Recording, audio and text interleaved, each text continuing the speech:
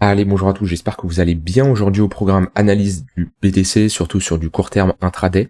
On parlera d'Ether avec des inflows sur les ETF, ils ont été déployés, on commence à avoir des inflows positifs qui sont pas mal supérieurs aux attentes. Donc c'est plutôt pas mal ce début qu'on a sur Ether. On verra des altcoins qui ont demandé d'analyser, notamment Arbitrum et deux autres, et on fera une analyse du marché US. Alors, BTC, bon la dernière fois j'ai fait une update, c'était dimanche, on attendait notre clôture weekly, d'ailleurs clôture weekly qui est vraiment encourageante, on a même clôturé au-dessus de ce niveau-là, c'est un niveau que je voulais pour que ça soit encore plus positif, passer au-dessus des 67 000 $, on a clôturé au-dessus de ce niveau-là, donc clairement voir deux clôtures weekly comme ça sur le BTC, pour moi c'est extrêmement bullish, on a réintégré quand même des gros niveaux avec un fort momentum. Donc pour moi c'est bullish pour la suite. En daily on est repassé au-dessus des 67 000 $, on a flip ce niveau en support, ça serait bien de ne pas repasser en dessous, mais peu importe, dans tous les cas la dynamique reste haussière. On voit que on est dans un range pour le moment, bloqué ici entre deux bornes, et on est revenu chercher un niveau, je vous avais parlé, si vous vous souvenez bien, je vous avais dit surveillez bien ce niveau là, hop, si ça veut bien s'afficher, voilà, ce déséquilibre dans le volume profile qu'on a ici, les 66 000 $, et je vous avais dit, voilà, on a un déséquilibre dans notre volume profile, c'est un niveau très intéressant à surveiller, on attend toujours la clôture, ici on est sur un volume profile périodique en weekly, d'accord, donc ce volume profile détermine les volumes qui ont été échangés pendant une semaine, pendant 7 jours, on attend la clôture pour utiliser ce volume profile là, on n'utilise jamais le volume profile de la session actuelle, en tout cas moi c'est comme ça que je fonctionne. On a une autre clôture, on voit qu'on a fait un parfait pullback à l'intérieur de ce déséquilibre dans le volume profile. En plus, on avait une bonne confluence avec le tunnel lunaire. Ça, c'était quelque chose qu'on avait vu ensemble le dimanche. C'est le but. Quand je fais surtout ces vidéos le dimanche, c'est on prépare notre semaine ensemble. C'est d'ailleurs, je crois, comme ça que je l'avais appelé dans le titre de la vidéo. Le but, c'est de déterminer des zones dans la semaine, une zone, deux zones, trois zones, et lorsque le marché y va, voir comment il réagit pour pourquoi pas se positionner. Et là, on a une très bonne réaction. Alors bien sûr, il faut aller chercher des réactions sur des unités de temps inférieures sur ce genre d'entrée.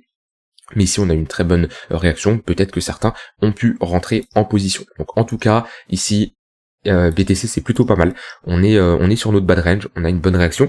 On a, alors le 15 minutes, oui c'est normal, il faisait office de support, on la break, maintenant il fait office de résistance, mais c'est la même chose qu'ici. C'est normal qu'au bout d'un moment, notre tunnel 15 minutes s'affaiblit, on voit il faisait office de support, on est devenu plat, on la break, c'est normal. On a toujours ce genre de phase où on a une dynamique qui est haussière, une phase de latéralisation, une nouvelle dynamique qui est haussière, une phase de latéralisation. Les moyennes mobiles sont toujours orientées à la hausse. Pour moi ici, compliqué de prendre des shorts actuellement. Surtout on est dans un bad range, on n'a pas de signaux de retournement de tendance. C'est sûr que là, si on se fait rejeter dans le 15 minutes, on repasse sous ce creux là, on a un 15 minutes qui commence à s'enfoncer sous le 1 heure, on revient chercher les 64 000 $, on break les 64 000 $, on flippe ce niveau de support en résistance, bien sûr, là ça sera pas très bon, et bien avant, ça sera pas très bon. Pour le moment, moi je vois juste que, ok, sur du 15 minutes, 1 heure, là on est plus trop dans une dynamique haussière, on est dans un range. Par contre si je prends du recul en 4 heures, ça c'est clairement une dynamique qui est haussière.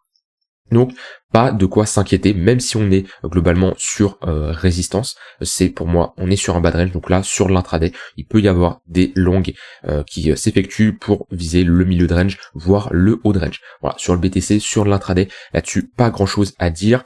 Je voulais voir également les inflows qu'on a eu, voilà, on retrouve des inflows positifs sur les inflows des ETF spot sur Bitcoin, donc c'est plutôt pas mal. Pour moi le mouvement est soutenu, on a toujours pas des spreads positifs, on n'a pas un gros FOMO sur le marché, on a, que ça soit le funding ou les spreads, il reste globalement neutre voire négatif ici pour les spreads, donc c'est plutôt pas mal. Pour moi on est sur une montée saine, une montée qui est drivée par le contrat spot, qui est toujours beaucoup plus intéressant qu'un marché qui est drivé par le contrat perpétuel. Donc c'est plutôt pas mal, rien de bearish en tout cas pour le moment. Par contre voilà, si on commence déjà à s'affranchir en clôture 4 heures sous les 66 500 $, 66 000 $, ouais, bah la prochaine target, ça peut être notre bad range au niveau des 64 000 $. Si on y va et qu'on a un alignement, ce niveau de support avec le tunnel 4 heures, ça peut être une bonne zone. Surtout, je le vois bien, si on y va, à ce niveau-là, on fait quelque chose comme ça, tout le monde commencera à parler d'une potentielle tête-épaule, une épaule tête-épaule tout simplement, et voilà, en général, la plupart des gens, quand ils observent quelque chose, le marché fait l'inverse de ce que la majorité des gens pensent.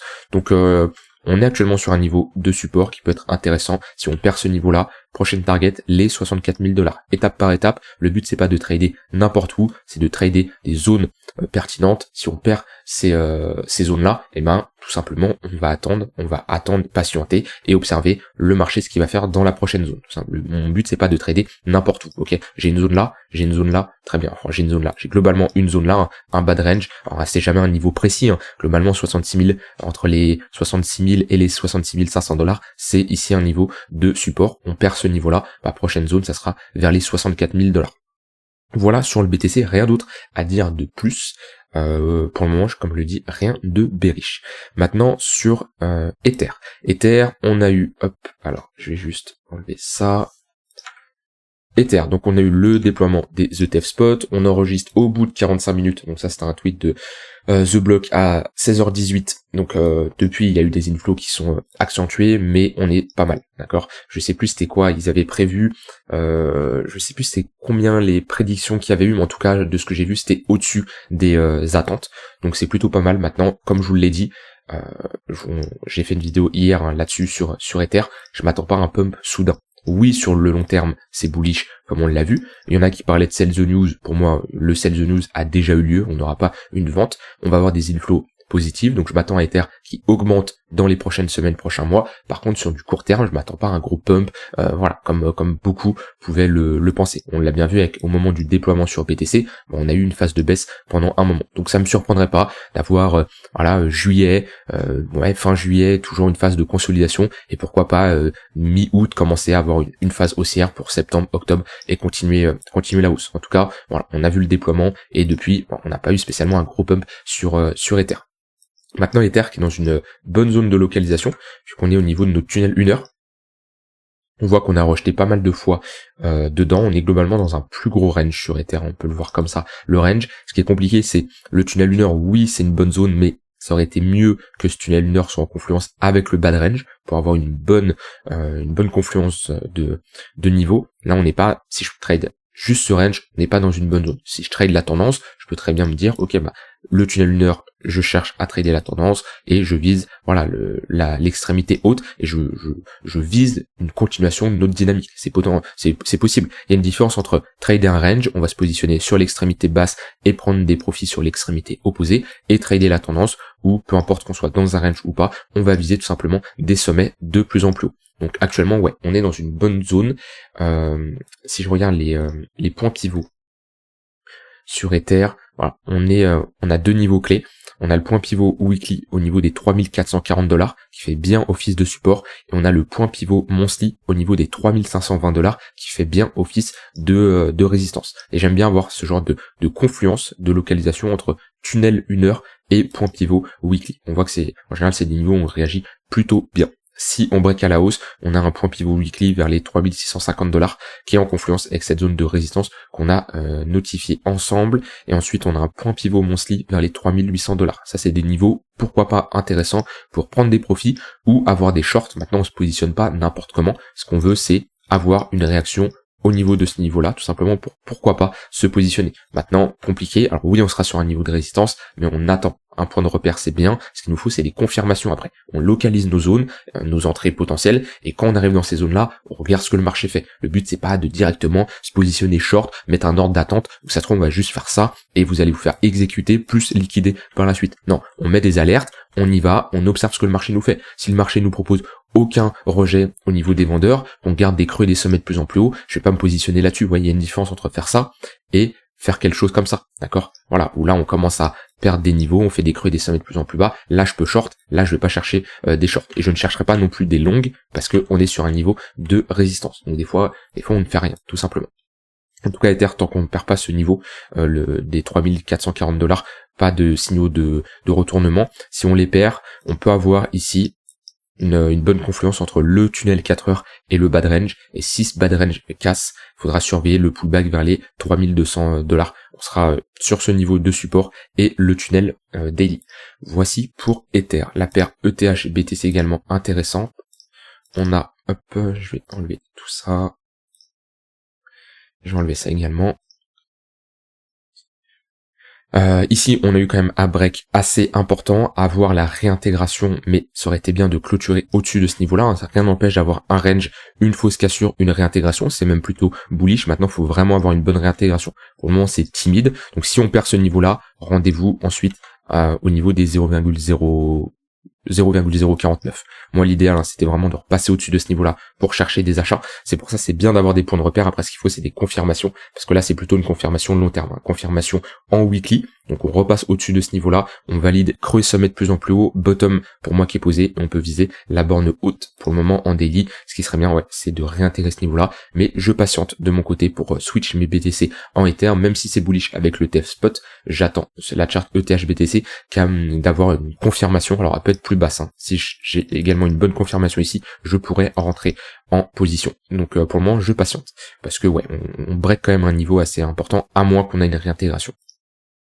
Voilà pour BTC Ether. Globalement, rien d'autre à ajouter. Au niveau des news, on l'avait vu début de semaine. Ce qui nous intéresse le plus, c'est le PCE qui arrive this week, qui arrive vendredi. Donc c'est vraiment l'annonce la plus importante de la semaine qu'il faudra surveiller, qui peut clairement faire bouger le marché, surtout le marché US qui quand même on a un rebond, mais pour le moment on voit qu'on a potentiellement posé un top avec ce ravalement.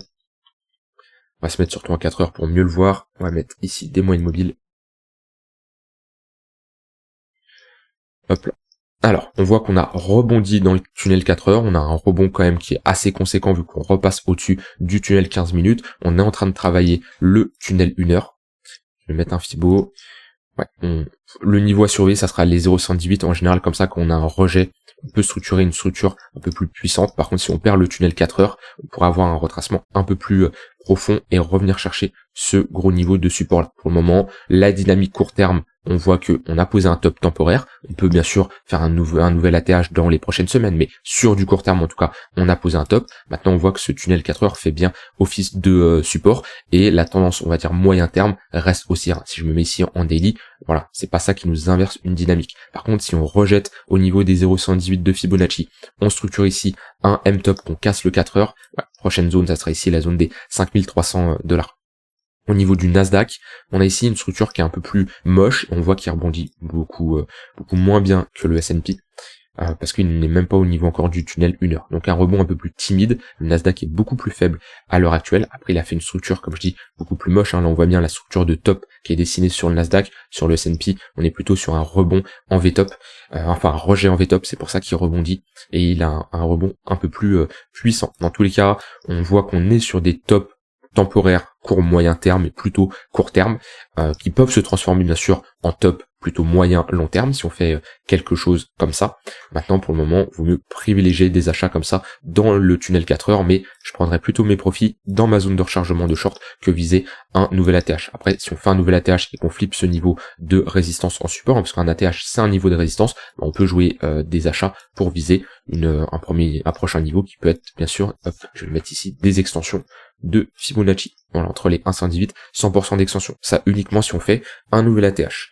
Au niveau de l'indice du dollar, ça aurait été mieux qu'il break un peu plus violemment, parce que là on a un break suivi d'une réintégration, on repasse au-dessus de ce niveau-là. On est au niveau du tunnel daily qui faisait bien office de support, qui fait maintenant office de résistance. Si on break ce niveau, on peut s'attendre à revenir chercher l'extrémité opposée avec une target intermédiaire là au niveau des 105.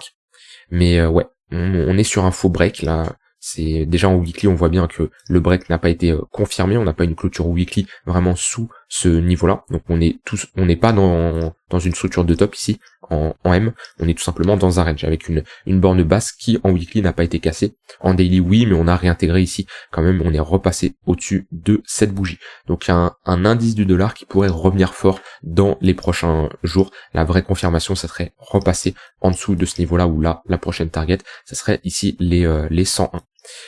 Au niveau des altcoins que vous voulez que j'analyse, alors il y avait Arbitrum, j'ai eu du Arbitrum et j'en ai eu deux, j'en ai pas eu trois, j'en ai eu deux. Le deuxième, je l'avais noté, alors attendez, le deuxième c'est AV. Alors, j'ai dit quoi? J'ai dit Arbitrum. Arbitrum, c'est compliqué. C'est compliqué parce que ça reste une altcoin qui a fait un all-time low ici et on est sur un niveau de résistance. On a quand même des moyennes mobiles qui sont plutôt orientées à la baisse, qu'on est en train de travailler, on le voit bien. On est dans le tunnel 4 heures. Et ouais, on est sur un niveau très très important. On voit que c'était un bas de range ici, on a posé une structure de bottom, on est revenu chercher ce niveau-là, il a fait office de support. Maintenant, ce qui serait bien, c'est vraiment de reflip ce niveau de résistance en support. Parce que là, c'est un niveau de support, on l'a break, c'est un niveau de résistance. Pour le moment, je ne le considère pas comme break, d'accord? C'est timide, hein, si on parle comme break ici, c'est trop just. Ce qu'il faudrait, c'est un break concret, repasser au-dessus de ces sommets-là, d'accord? Avoir une bonne réaction, pourquoi pas avoir un pullback, et dans ce cas-là, on pourrait parler ici, du coup, de déviation, réintégration. Et on pourrait être clairement sur un bottom, et dans le genre de configuration, on peut avoir ce genre de trade. Une zone d'invalidation ici, et aller chercher du 2 pour 1, 3 pour 1, viser un retracement. Donc ça peut être intéressant. En général, par contre, ce genre de... On est, hop, si je me mets en weekly, là, on est quand même sur un rebond en V-bottom, comme on avait ici. Ce genre de rebond en V-bottom est amené à être testé pour transformer ça en W. Alors, le W n'est pas obligé d'être magnifique comme ça. On peut bien sûr avoir ici, hop, à ce niveau-là, tac, notre réintégration, notre pullback comme ça, et notre structure en W de ce type-là. C'est tout à fait possible. Mais actuellement, Arbitrum, d'un point de vue technique, c'est compliqué de se positionner comme ça sur un niveau de résistance. Voilà ce que j'en pense. Maintenant, sur du court terme, on peut dire que c'est bullish, mais il reste sur une zone de résistance majeure. On voit que c'est le tunnel 1 heure qui lead pour le moment la tendance, et on voit bien ici, hein, on a la bonne représentation du tunnel 15 minutes qui fait office de support. On perd le 15 minutes, on retourne dans le 1 heure, on a à nouveau ici une dynamique au niveau de notre tendance, on refait des creux et des sommets de plus en plus haut, le 15 minutes qui lead, on perd le 15 minutes, on repasse chercher le 1 heure et on repump, etc., etc. Ça, pour faire de l'analyse multi-frame, c'est plutôt pas mal. Voilà pour Arbitrum, et on va demander à Ivy qui avait plutôt bien pump il n'y a pas longtemps. Là, on avait fait une clôture weekly pas mal, 33% maintenant. J'avais fait une analyse, hein, il n'y a pas longtemps, vous pouvez aller la voir, elle est assez intéressante quand même. Globalement, il faudrait repasser au-dessus de ce niveau-là. C'est le niveau clé en weekly sur AVE, le niveau des 110$. C'est globalement notre haut de range. On la break, on la flippe en support, mais on l'a réintégré, et depuis il fait à nouveau office de résistance. Donc la meilleure chose là, c'est soit vous dites ok, bah AV c'est un très bon projet, j'ai confiance, et d'un point de vue fondamental c'est du lourd, donc je peux me positionner sur une charte comme ça horizontale, je le comprends. Soit vous dites ok, bah moi je préfère juste attendre d'avoir un break, limite à mettre un ordre comme ça au CO, ou si on vient chercher, on se fait directement exécuter, on passe au-dessus de ce niveau-là, et dans ce cas-là, ok, on pourra avoir une entrée si on réintègre le niveau des 110$. Parce que tant qu'on est en dessous de ce niveau-là, bah, c'est un niveau de résistance, et techniquement on cherche plutôt des shorts. Voilà, sur les cryptos, rien d'autre à dire de plus, affaire à suivre au niveau d'Ether et de ces ETF. Comme je dis, je m'attendais pas à que tout le monde s'excite et qu'on prenne un plus 50% dans la journée, ce qui est le cas à l'heure actuelle. À voir les inflows, comment ça se passe dans les prochains jours, prochaines semaines, mais c'est plutôt bullish sur le long terme. N'hésitez pas vous à me dire ce que vous en pensez du marché, qu'est-ce que vous faites actuellement, si vous êtes plutôt acheteur ou vendeur. Je vous souhaite une très bonne fin de journée, on se retrouve demain pour une prochaine vidéo. Bye bye.